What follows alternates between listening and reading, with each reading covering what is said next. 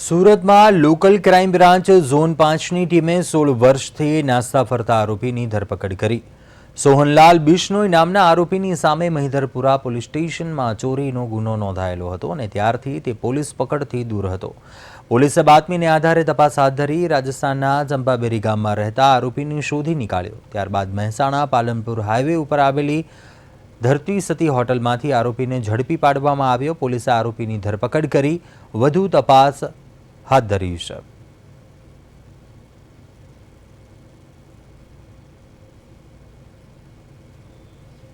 Mahidharpura police station વિસ્તારમાં આવેલ textile એજન્સીની ઓફિસોમાં ચંદુમલ તેજવાલી નામના વ્યક્તિને ત્યાં ટેક્સટાઇલ ઓફિસમાં આરોપી જે છે સોહનલાલ બિશ્નોઈ તે એકાઉન્ટન્ટ તરીકે નોકરી કરતો અને 2009ની સાલમાં જેટલો પણ રોકડ રકમ અને ચેકના વ્યવહારો હતા તે તમામ મળી આશરે 3,60,000 જેટલી રકમની લઈ અને આરોપી ફરાર થઈ ગયેલ। ત્યારથી આરોપી રાજસ્થાન અને અલગ અલગ રાજ્યોમાં પોતાની રીતે રહેતો આવેલ અને આરોપી પોતાની રીતે છુપાવી અને વેશ છુપાવી અલગ અલગ જગ્યાએ રહેલ।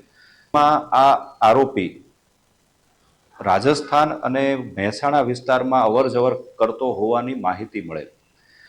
ગઈકાલ રાત્રિના સમયે આરોપી મહેસાણા વિસ્તારમાં રાજસ્થાન ખાતેથી આવનાર હોવાની બાતમી મળતા ઝોન 5 LCBની ટીમ અગાઉથી જ મહેસાણા ખાતે વોચમાં રહેલ અને ત્યાં જેવો આરોપી આવેલ તેની ધરપકડ કરી અને કાયદેસર કાર્યવાહી હાથ ધરવામાં